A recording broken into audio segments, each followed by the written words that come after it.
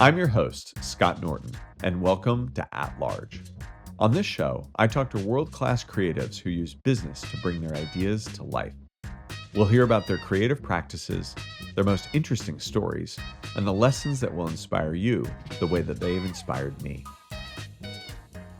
My guest today is Susan MacTavish Best.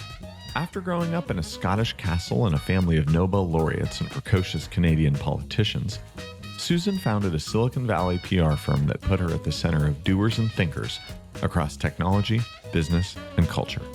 She parlayed this to become the world's preeminent host of modern salons, forming Posthoc, which has been called a rave for the intellect.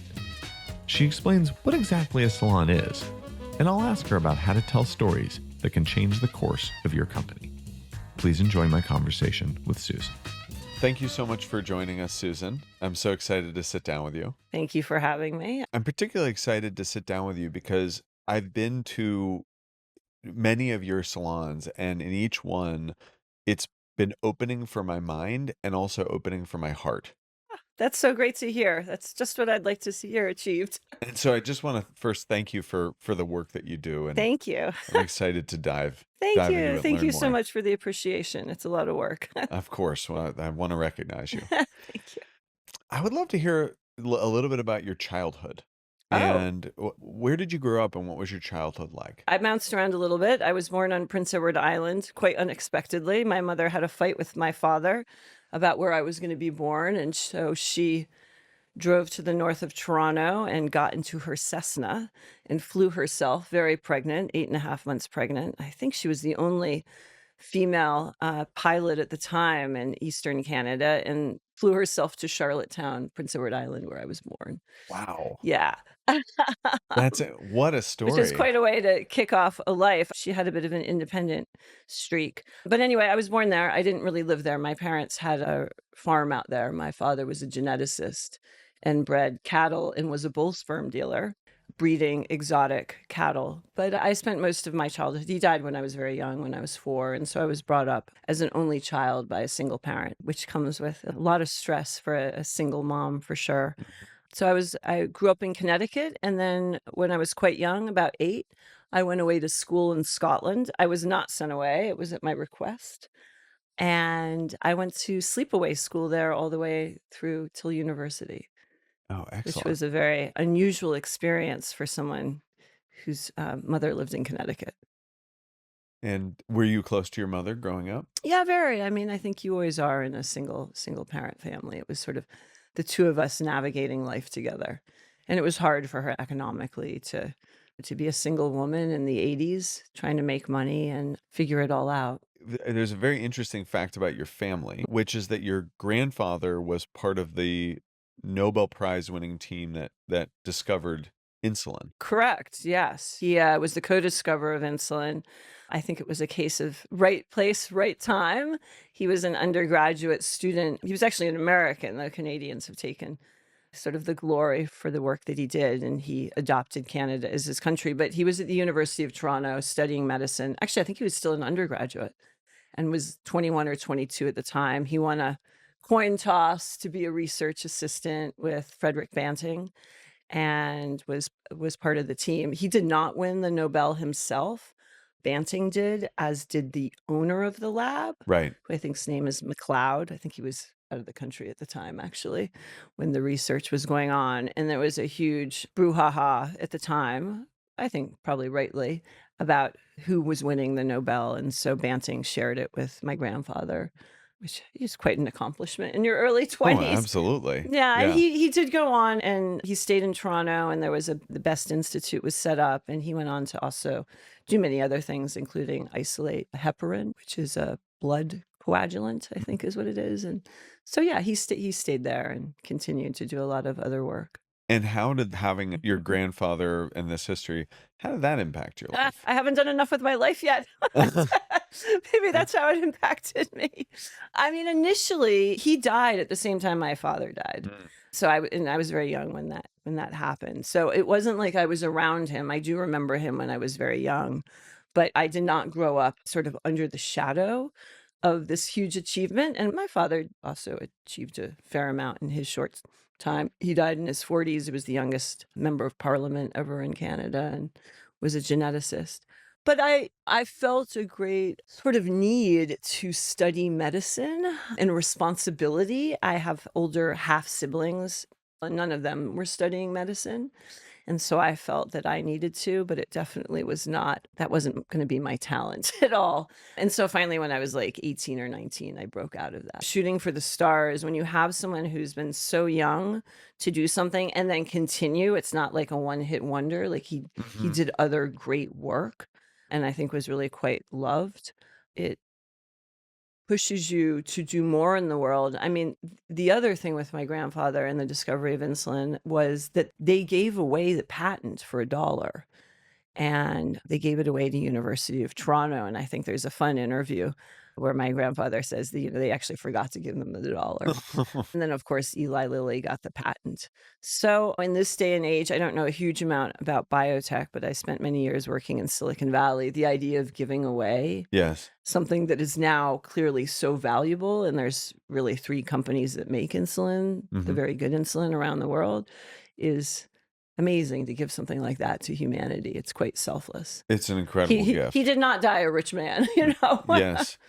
And I believe has something to do with Canadian law around commercialization and medicine. Maybe. I don't know about that, actually. Yeah, I'm not too sure. If I recall, probably, yeah, that would probably there's be because something it's that limited their ability to monetize it as researchers because they don't have the same probably. technology transfer laws as we do in the States. Probably in more of a socialist country. And of course, that's why Americans are going to Canada to get their insulin because it's cheaper there. And every year, I think for the last few years, the State of the Union, insulin comes up again. Yeah. It's a very hot topic. Yeah. It can be a blessing and a curse to have a very accomplished family member because on one hand they inspire you and on the other hand Yeah, it's not a hard curse. to It's not good. a curse. It's Okay, good. that's Yeah, good. not for me. Yeah. Not a curse. 'Cause Maybe some people have trouble surpassing their parents or yeah. surpassing family member, but I think you're quite well I'm fine. adjusted. Yeah, Good. I'm okay as a result. So you touched on it, flashing forward, you found yourself in Silicon Valley. I did spend some time on the Internet Archive, Oh, did you pull up what is that called? The Wayback Machine? the Wayback Machine, Yeah. looking at Posthoc in Posthoc. 2001, and I mean, I pre was not a great designer. Let's get to that. well, it was informative, functional, and as always, your impeccable taste came through. And you found yourself, you started and ran a PR firm during the first .com bubble, I did. boom and bust. Tell us a little bit about what you learned about telling stories about companies and how stories change the value of companies. Well, in Silicon Valley, there's all these different tech companies, but a lot of the technology isn't all that original. Everyone's copying each other. And so ultimately to kind of break out and be a winning company, it really helps to be able to tell the story better than someone else. I represented Craigslist for 15 or 17 years. I can't quite remember, but a long time. We're not talking a very sophisticated technology, certainly on the front. On the back end, I imagine it's more sophisticated now. But we told a great story. And that's what captivates the public. That's what captivates the media. And if you can capture the attention of the business press, then that makes it easier to go raise more money. And then that makes it easier to go sell your company, which you're familiar with. And that makes the venture capitalists, who can at times be like lemmings, want to get in if the story's being told well and they're reading about it in Bloomberg. So that's what I learned. And I was pretty good at English and storytelling and writing. And that was very helpful. And who was your first PR client? How did you Well, how throw did your I hat get in the into ring? it? So I Yeah. wanted to be a journalist, and I spent 1 year at St. Hilda's College at Oxford University. And while I didn't really go to any lectures that year, I mean, I did perfectly well academically, but I spent most of my time very involved with the student magazine. I suppose an equivalent might be like the Harvard Lampoon, and I was editor with 2 other guys. And that really gave me a launch pad. If I wanted to be a journalist, you can get a job anywhere you want. And I got an internship while I was there at the Sunday Times under Andrew Neil, who's quite a well-known Scottish editor. I think he had a show here in the US. And within about 10 days, I realized this was not the job for me because at the time I was so painfully shy, which I'm not anymore, that I couldn't call sources and harass them for quotes. So I walked out of that job one Friday afternoon. It really killed my journalism career and went Eurorailing by myself. But I rocked up to San Francisco in 1995 with a history degree and just got a job through the newspaper, actually, as a receptionist at an ad agency. But here's the funny thing, which is kind of lessons learned. I had already interviewed at this, it was advertising and PR in tech at this very chic agency earlier in the summer. And I looked pretty East Coast and waspy and conservative, and I didn't get the job. Mhm. 3 months later, I saw they were still advertising the job. I got a haircut and I dressed way better. And the same guy interviewed me and he didn't recognize me and he gave me the job. Incredible. Yeah, so that's how I got my first job. That's the power of packaging. Totally power of Packaging packaging. and It really positioning. matters. You think it doesn't matter? It totally matters. And we know that. Certainly, we're doing this interview here in LA. So anyway, I did that for a short amount of time and the economics weren't working. I was making the same amount a month as what my rent was. So I quit, got another job at a Silicon Valley PR agency. And I just thought, this isn't really my thing. I felt like I was destined for more, which, I mean, I don't think I had a big ego, but I must have. And well, anyway, after like a year, I quit. I just turned 24. So I quit and I took a couple of the clients with me. One of them was called Fat Brain, Yep. which launched like the day before Amazon did. And they really gave me a chance and they IPO'd. So I took a couple of clients with me. And look, I think if you're intelligent and you're well read and you can write, then you really stand out in the world of PR and marketing. Yes. Because journalists are all very well educated and they can obviously all write. And I don't know that necessarily all marketing and PR people are always at the same standard or demand the same standard of themselves. I just did a really great job on the PR side and told stories well. I'm sure you also discovered the power of ideas too. Yeah, ideaphoria. It also is the flow of ideas. So I did that. I also, at the same time, went back to school at night. I had a lot of energy. I went back to school at night at the exact same time, and I wanted to learn how to code to make games for girls. This was like 1998. I went to San Francisco State Multimedia Center. You know, night school is so fantastic. Wherever you are, like sign up for a class. We should all be taking classes. It's very life-changing. And I ended up not making games for girls. I learned how to storyboard, but that's when I started Posthoc, which is the name of my current company. And it became one of the first online guides to San Francisco, pre-Yelp, and that's what you were looking at on the Internet Archive. And so I did that, and I also did the PR, and the two worked really well together. The journalists really Right. respected me because now I right. was editor, and You were one of them. I was one of them, and they all wanted to write like club reviews. You saw all these like I saw club the Ruby Sky, restaurant the Ruby reviews. Sky review. Oh, Ruby Sky. Yeah, it might still exist, I think, actually. It's funny. And all the journalists, you know, they were friends. And so they're like, yeah, I live in Noe Valley. Or actually, I have one friend I'm still friends with now, this fellow called Justin. He was the co-founder of a company, startups.com, funded by Guy Kawasaki. And he had heard about Posthoc, the parties I would have and the brunches as a great way to hire. So I would get a lot of random people who were doing interesting things who would write for Posthoc. And so anyway, I did the two for a long time. And so let's talk about how did you begin hosting salons? You hinted at it there, but what Sure. did you first put together? Well, Posthoc in its, Posthoc 1.0, which was this community online guide, no one was paid, including myself. We didn't have advertising. And so my way of contributing back to the community and all the people who wrote was that I just hosted a lot of brunches and dinners. I wasn't interviewing anyone, but I was constantly having people come in and already building a community. Many of these people I still am friends with. And then time went on the PR side. I wasn't typically someone who would like call up and pitch a journalist because that still felt very awkward to me. But what I tended to do instead was I had a very cool community. I was always inviting people over to my home, and they were always very interesting and great people to interview, and they might have been clients, they might not, and the press really enjoyed being there because it's good for their career. If they can find a great story and I can help them navigate that story, then they might be on the front page and then they might get a raise. Mhm. So that's really how. And I think maybe more formally, it was I represented the Founders Fund, which was With Peter Thiel's Founders Fund? right, right. I didn't know it was that old. No, but this I mean, this was by the teens, like, I don't know, Oh, I see. 2011 or something. Yeah. I was working with some of his companies he had invested in. There's a whole Oxford mafia in Silicon Valley I don't think anyone's written about. And because Oxford started doing Silicon Valley Comes to Oxford, Uh-huh.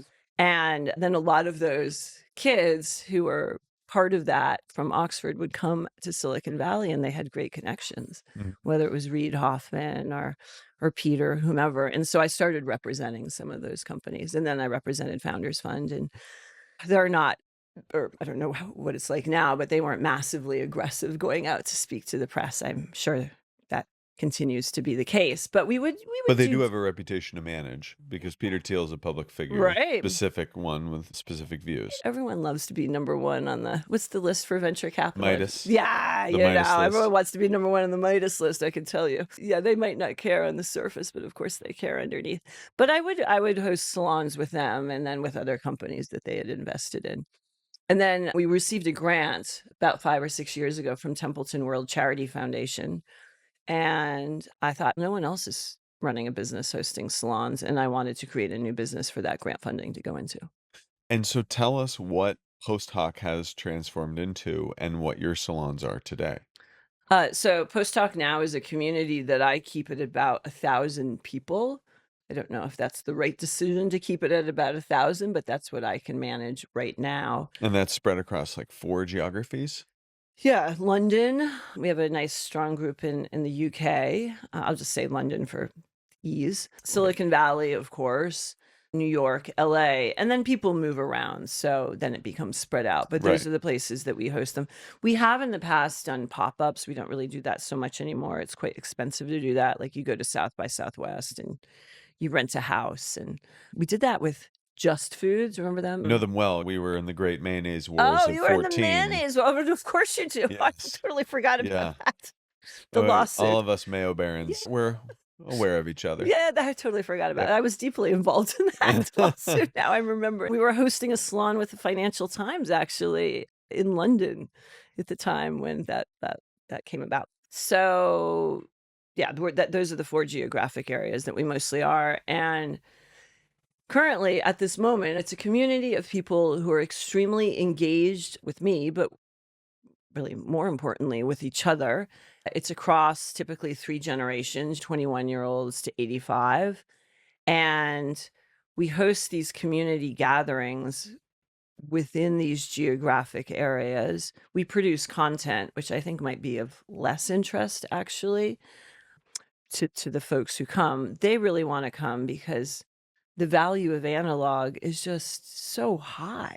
Mhm. And the more I think that we see people staring at their phones or using AI, and particularly post COVID, people really want to get together and they're not really going to church or the community center anymore.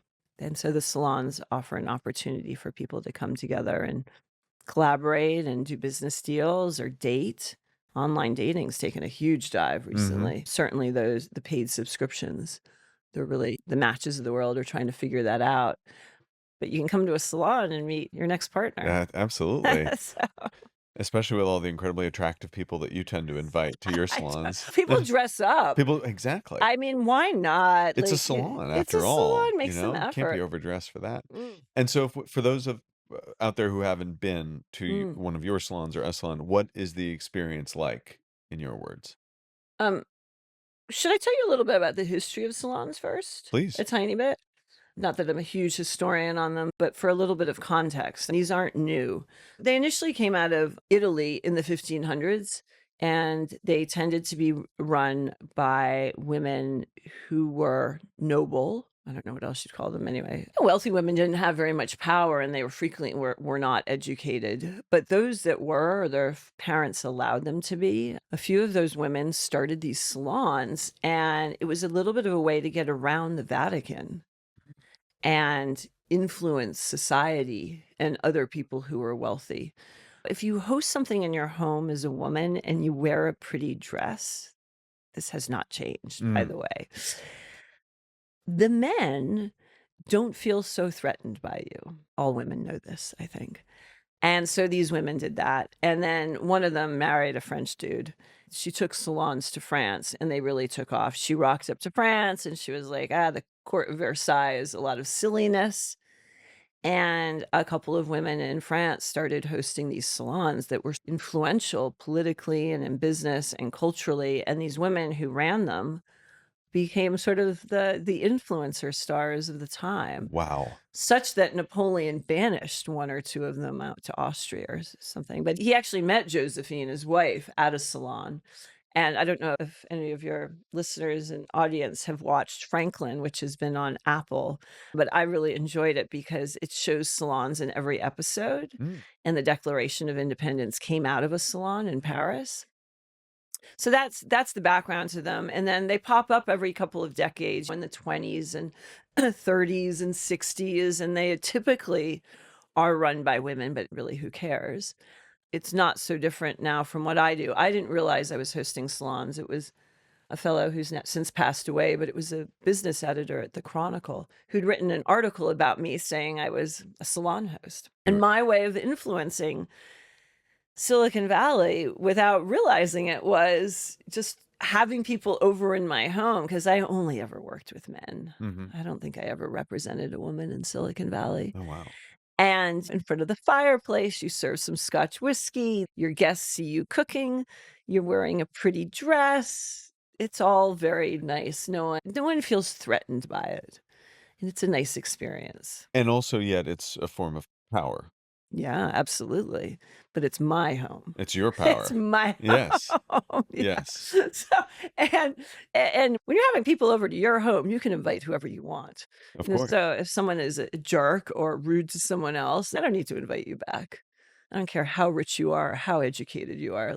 And is a salon always centered around an idea? I think so. And look, we're not trying to win a Nobel Prize from hosting a salon, though we might want to interview a Nobel Prize winner, but I'm not good at physics. There are many subjects I was really bad at that I've interviewed very accomplished people. We're just trying to learn a little bit more, be educated on a topic, and also have fun and come together. Did I ever tell you that in the fable, Sir Kensington's ketchup was invented in a salon? No. So the story goes that, like you, Sir Kensington attended Oxford, Okay. and he ended up in Constantinople doing research for the Queen on Ionian chutneys and spice sauces, because he was a spice trader. And then after inventing reinsurance, he began hosting salons in his country estate in England. I wish I'd known him. At one of these salons, he had two guests that stood out: the Emperor of Japan and Catherine the Great of Russia. And the Emperor of Japan brought a sample of a very prized cut of Kobe beef. And it was the first ever appearance of that in Europe. And Catherine the Great wanted to try it, and she asked to eat it with ketchup. And Sir Kensington, knowing that he couldn't serve high fructose corn syrup to a czaress, went into the kitchen and put ingredients together, and voila, he created in that moment Sir Kensington's ketchup to treat both Catherine the Great and the Emperor of Japan with respect. Wow. What is the importance of story when you're building a company? As Elon Musk is fond of saying, he who controls the memes controls the universe. Right. Right. And stories are memes, memes are stories. Yeah. People say that they make something from nothing, but I think it's more like creating order from chaos. That's my favorite thing to do. Highly analytical. Yeah. And storytelling is creating order from chaos. That's a really great way to think about it. Because the world, finding the strings that come together exactly, and the tying world it up is with a bow. complex and contradictory. We're swimming in facts. We have every fact at our disposal. And what storytellers do is they make it all make sense for people. They put it in a beginning, a middle, and an end. they have a hero and a villain. They have some kind of transformation, Mm-hmm. and there's a main character, a protagonist that you want to then win and support. And so by creating a story about a company, you can create people's enrollment and excitement, and that ultimately drives a lot of value and Well, impact. and people can align with the story as well. Like they can see themselves in it or aspire to it as Right. well. Yeah. So I think storytelling is incredibly important in business because it creates that order from chaos and it Mm. allows ideas to spread. One of actually, I would say, my weaknesses Mm-hmm. is I only really get involved in things that I think I would have fun talking about at cocktail parties and dinner parties Mm. because I love those stories that like make people's eyes light up, Right. which has probably kept me from more noble pursuits, but it's a good heuristic. It's good to know yourself. And so you are now, I would say, the world's foremost expert on hosting It's a salons. strange thing to be the If I world's expert on. may give you that moniker. Yeah, I think I am. And so I'd love to learn, let's start with what makes a good attendee? Like how do you choose who to invite? People who are warm, curious, and ask questions and listen to the answers. And also folks who contribute something back because ultimately it is a community, and it's a choice who's invited. Hmm. An age range is really important, and people from all different who are working in all different worlds or who have all different sorts of ideas. So diversity across dimensions. Yeah, absolutely. Yeah. Who wants to hang out with a bunch of people who are like tax attorneys? You One just need tax one good attorney, one. one Yeah. good one Just is great, but we don't need to have 45 of them any more than I need to have 45 people who cover like Silicon Valley tech as journalists. Don't need to have that number either. what makes a good topic to convene on? Something that I'm going to find interesting is really helpful, but I can find pretty much anything interesting. I think almost any topic can be of interest as long as it's not too deep in the weeds. I think the topic is important, but I think it's also important to throw out some questions. What did you do on Sunday nights with your parents? Like, what's the story around the person Hmm. that I'm interviewing? So it's not just the topic. I think it's the questions you ask Yes. because we all want the human stories. But the beautiful thing about a salon and your salons is it's not positioned as a keynote or a one-to-many talk. The guest who's speaking is also a guest of the party. But there's so many other things going on in the evening in a salon, which is what makes it different and to me more interesting and just better for society than a dinner party. I look at it as a festival and it's a festival for the senses. So I also do all the cooking. Not that everyone else needs to do all the cooking, but someone should be doing the cooking. Yes. I don't know. Like it's nice. It should smell good when people walk in. It's really nice to see someone cooking your meal. People become much more humble when they're standing around waiting for dinner if they see you cooking your dinner. They become much better guests. And it looks tasty. These are all tips of like how I would host a salon. It looks tasty when you look around wherever I'm hosting a salon. The lighting is dim. I mean, perhaps you can't see people that well. That's really good in the Yeah, evening. We've that's had a good. It long makes people day. look good. Everyone looks really good by candlelight. Yes. So it's not just about the interview. And now I always try and have musicians and have really like dazzling different guests who are there. So there's not so much emphasis just on the conversation. Right. Yeah, it does. A festival is a great way to describe it Yeah, because there's all this unexpected programming, exactly. including Highly curated. the serendipitous interactions and spontaneity, because that's the other thing about your salons is there's people have permission to talk to strangers. And they know that it's been curated, and I now get harassed a lot by people like, "Why didn't I get an invitation?" or what have you. We can't invite very many people now because so many people want to come. Sure. You have to say, ma'am, you've been Yeah, uncurated. yeah. Or like, also, have you invited me to anything?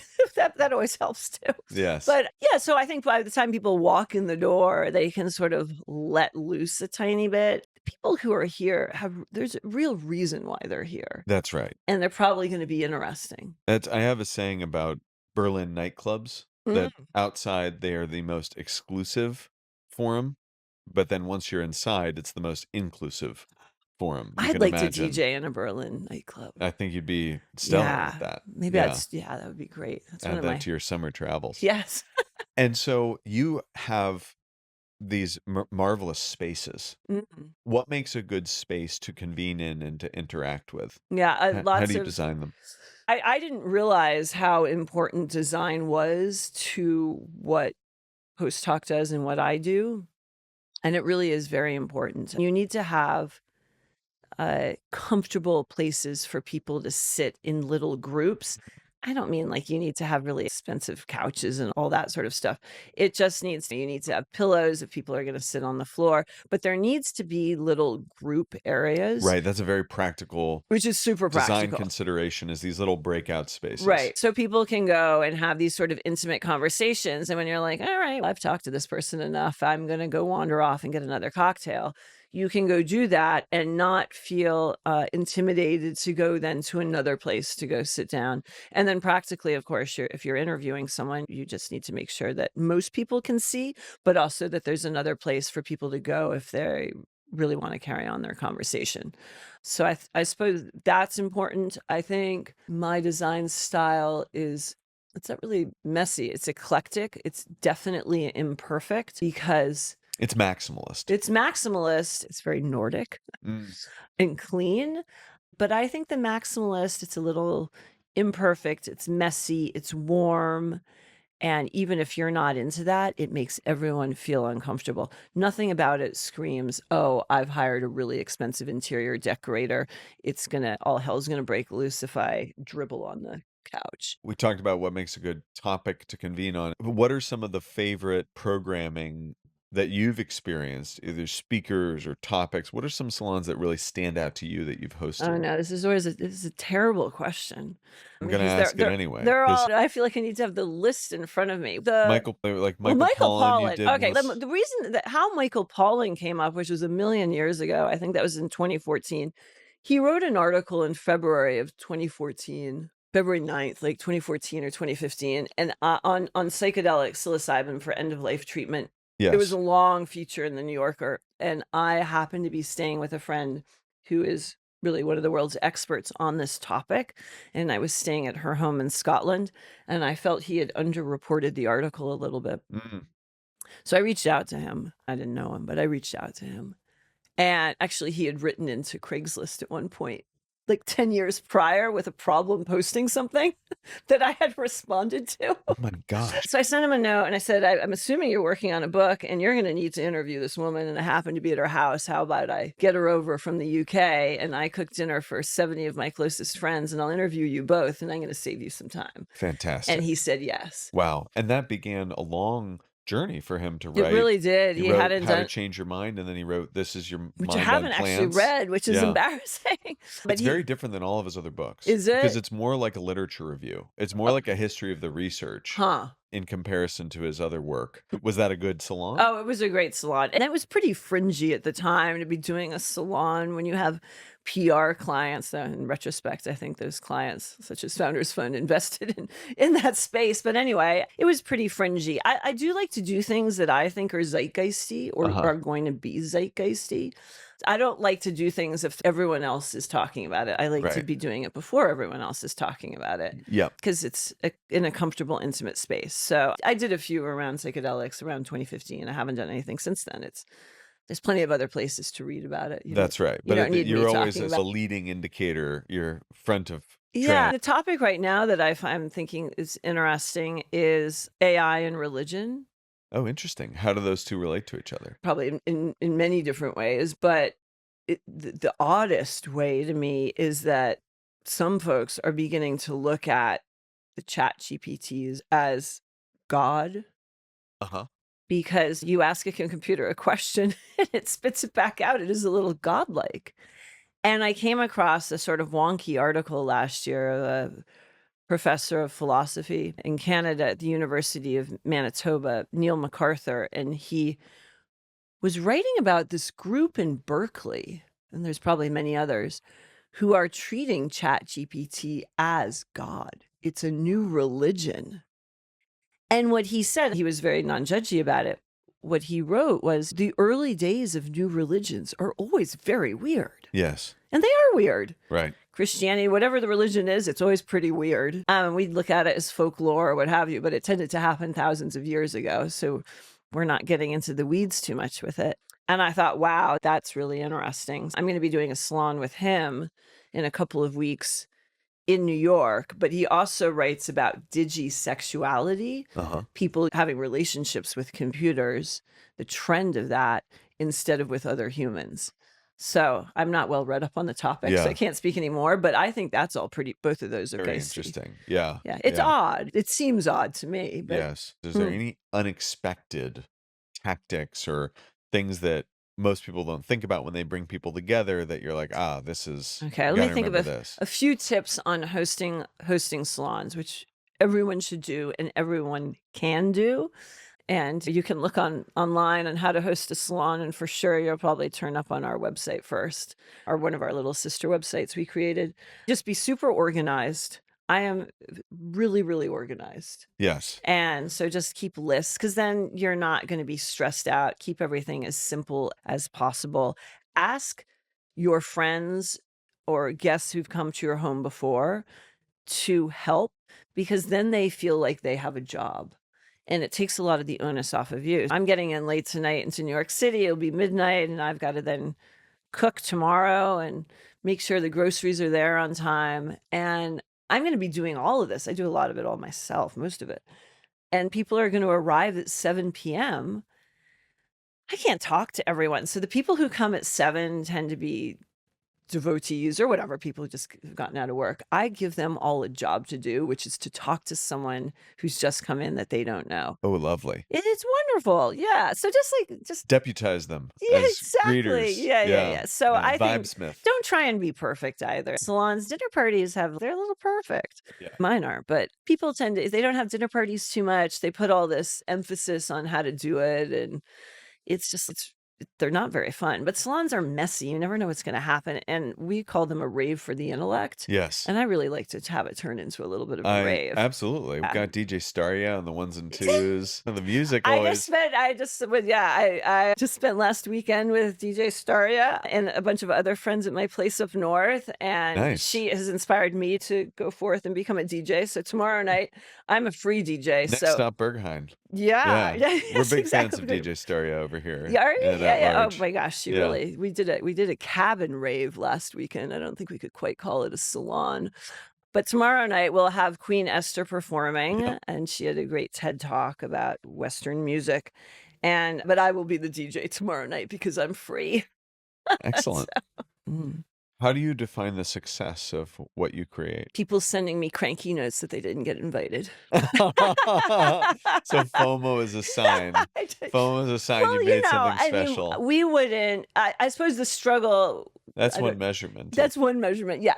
All entrepreneurs have many struggles that wake them up or at 4 a.m. or prevent them from going to sleep. And my current struggle as the founder of Posthoc is we have all these people and all these guests who just want to come, and we can't service them.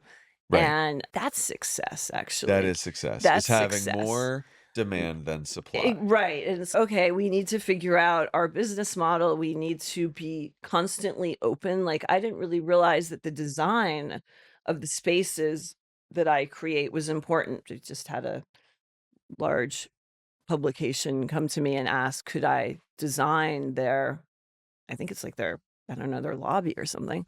I'll find out later this week, because they like the vibe so much of what I provide. I'm like, so I think as an entrepreneur, you have to keep your eyes open to other different areas of revenue, but that's also success. Yes, absolutely. Right? You might not be noticing what your success is. The number of doors and the diversity of doors that open. Yeah, and COVID reminds you of that too. For me, COVID really crushed our business. Hot, intimate spaces with crowds of people breathing on each other wasn't really great for the salon hosting business.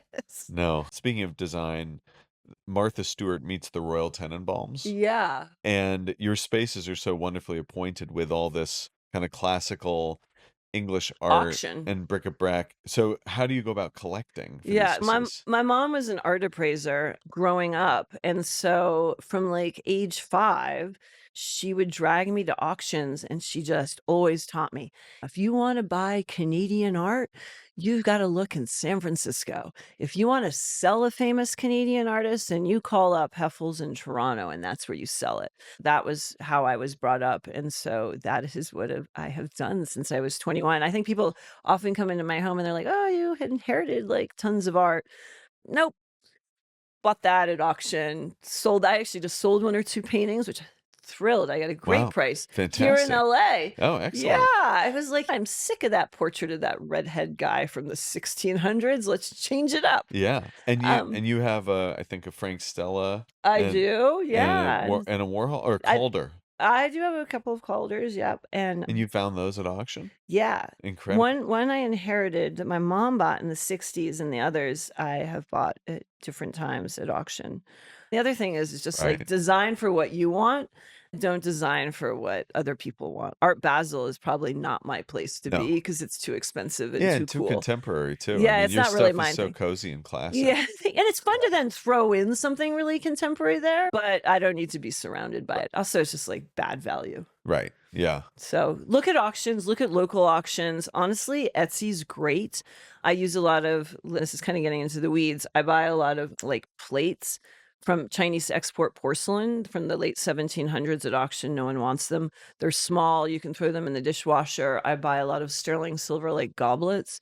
They're a Yes. good investment I've because they eaten never and break. drank from many of those Yeah, that they you don't break. that exactly. That's I don't choose the glass because last thing I want is for somebody to get knocked over. So that like drinking from a goblet at a salon is Yeah. nothing finer. Yeah, so you can find all this stuff Yeah. online, and it's honestly, it's a lot cheaper than restoration hardware, though I do like their old sofas.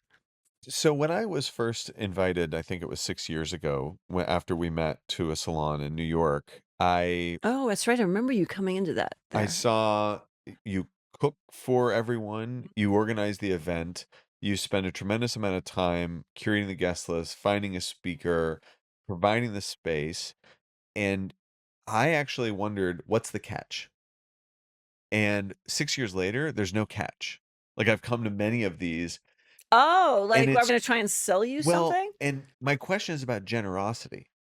Because you have this incredible generous spirit and generosity defines post hoc in so many ways. Oh, thank you. Where did this compulsion to generosity come from?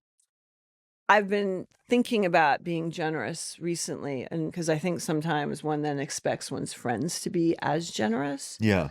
and one can be disappointed. As I said earlier, I was brought up in a single parent and as an only child. And I think it was just maybe it's a bit genetic, but I think my mom just drilled into me she didn't want to have a selfish little only child who was the Oh, you're an center of only child. attention. Yeah, Yeah. yeah, I was an only child. Gotcha. I have four half siblings. They're much, much older than me, and I don't really know them. So I it was just me and my mother. And I remember when I was like 4, I was given 3 pennies. It's not that I'm so old, it's just that she was really cheap. Inflation Yeah, yeah, adjusted. yeah, yeah. That's yeah. She she gave So me 3 pennies, and I was allowed to keep one for myself. One had to go into the savings bank, and the other had to be given to someone else. lovely. And I was just always encouraged to share everything, and so I do, probably to a fault, but look, if people shared a bit more in of their home and what they can create with others, the world would certainly be a more friendly place. People As are a little grubby these days. well, I would like to abundance complain about it. mindset is just it's the answer. And you when you're on your deathbed, you're not going to regret being as generous as you were. Well, You're not going to say this was a fault. You're doing great work to model behavior and civilize thank us you. all, Thank Susan. you for saying that. What are your biggest or who are your biggest creative inspirations, either artistically or in entrepreneurship? This isn't a person, but I like to look at foreign magazines and I like it to be analog. I've just started subscribing to magazines Do you speak again. any other languages? Yeah, French badly, but it Okay. was compulsory. And I grew up in Scotland. We had an alliance with France, but What uh, are the foreign, what's your media diet? so I have just started subscribing to Italian Vogue, which I think is so creative, a little different from the American Vogue. Franco was the editor-in-chief there for 20 or 25 years, so I like to look at that really more artistically. I also subscribe to a couple of French fashion magazines. I used to subscribe to French food and living and, like, design, and some British ones. Yeah, so that's, I think, where I find my creativity. Somehow it ties into me creatively with the salons. Like, you start with nothing. No one knew what a salon was in my world 15 years ago, and I didn't really know what a garden was 3 months ago, but I'm, like, gone in deep creatively. How have you developed the skills of connecting with people? I feel like I had a little bit of a dip in it, maybe as a result of COVID, which I spent so alone. So I have to go out of my way now, and this might also be my age, and I'm back on track of constantly, not constantly, but going out of my way if I haven't seen someone for a while to get together with them for a coffee or to flying on. I've got a busy week. LA, I'm going to New York to do a salon, and then on Friday I'm going to London, like, because a friend has a birthday on Saturday. And at some point, you're like, I can't be bothered to go to London for my friend's birthday. But that might just be age and being tired, whatever age one is. And you have to never, don't lose the way you were at 22. So tap into that. Yes. So that's how. Yes. Yeah, just don't let the energy dip. Yes. You've got Yeah. a youthfulness that you But then also don't spend time with people who, like, you put them on probation. That's So I you think gotta that's exactly right, is you have to curate that. You have to And curate. yeah, especially when you have a long list of friends and contacts, and as Yeah, you do. absolutely. And some of them who come to salons, maybe I don't see them so much, or they only get invited occasionally, and that's okay too. But also, I put myself number one, honestly. As I think we all should. If you don't look after yourself, you can't look after your friendships or your relationships. I find it actually very tiring being around people. So I always need to rest and recuperate. Absolutely. Yeah. Yeah. You're an extrovert's introvert in Yes, that it's way. something like that. Yeah. Do you have any advice for young women, entrepreneurs or creatives? I did not grow up with any mentors. I didn't have any mentors really in my life and didn't when I started out in Silicon Valley. I think everyone has mentors now. I don't think you need to go out and hire a life coach, but I think it's good to make sure that your friendships are of all different ages and both sexes, and having that group of people around you, they will support you. So make sure you put the time into that and not just turning up at work at 6 a.m. so your boss sees you. Right. Like, put time into your social life, Right. because your social life at some point in your life, for most people, particularly if you're an entrepreneur, 100%, it will blend in entirely with your work That's life. right. Yeah. So don't just be like saying, no, I can't go to brunch on Saturday in Brooklyn. Make sure you go to brunch on Saturday in Brooklyn and get to know your girlfriend's boyfriend who works at Goldman Sachs in private client investing or whatever it is. Yeah. Make sure you constantly, So like, create keep a a lattice and build yeah, create a that social, network. keep on with a social life. I think a lot of people tend to turn off their social life when they're entrepreneurs Yeah. or neglect it. And depression's really real as an entrepreneur. Even if you're not someone who gets depressed, I have been so lonely at times as an entrepreneur, and you feel like you don't have anyone to talk to. And so buffer yourself, I think, from that. I think whether you're a male or a woman, doesn't matter. I think that's excellent advice to build that lattice of support. We're going to move into a section that's more of like rapid fire Oh no, and I'm not hot a very takes. fast thinker, so That's okay. it's making me nervous already. You can think slowly, but the answers should be short. Okay. Are you glad social media exists, or do you wish it never existed? I am glad it exists. Excellent. So I have a question. Everyone's a critic. Has thought leadership gone too far? I don't pay very much attention to thought leadership. Is it comforting for you to be at work in a social environment? You're always like running around, like taking care of things, cooking the food. Are you more comfortable socializing and just being at a party, or is it more comfortable for you to be building the party? I love being a guest at other people's parties, and I wish I would get more invitations. Great. Putting it out in the universe and we'll manifest it. Yes. For your personal movement and exercise, you're a runner, a cyclist, and a swimmer. Which of the if you had to pick just one, which of the three would it be? Logically, looking ahead to the future in my increasingly aging body, swimming. But it would have to be swimming very specifically in a lagoon in Marin County that's saltwater. That's the dream. Yeah. Yeah, fantastic. Clothing, buy it new or vintage? No, I'm too tall for vintage, and we just keep getting bigger, so I can't fit into anything vintage unless it's men's. Oh, interesting. Mm. Good point. What's a book that everyone should read? Everyone in America or otherwise should probably read To Kill a Mockingbird, but I haven't read it for years. What's something that you know to be true that you wish the rest of the world understood? Lighting is the most important aspect of hosting. That is an excellent answer. Lighting is so underrated. It's so underrated. And then finally, we ask everyone for one good recipe. Ingredients and process in as much detail as you can muster. Please describe what you cook. Sure. I have been cooking this for a long time, and this is a great recipe that everyone should have in their fridge. It's just olive tapenade. It lasts forever, and you can leave and go on vacation, and it will be still fine in your fridge when you get back. Black olives, Kalamata olives that are without their pits, olive oil, garlic, some anchovies, and I always throw in some basil or parsley. I do not measure anything. You can eye it all and just taste it and see what tastes good to you. You can't screw it up. And you fine dice all these ingredients? No, I No? put it. Oh, sorry, I put it all into the Cuisinart or Okay. some Food sort of processor. food processor. It's chunky.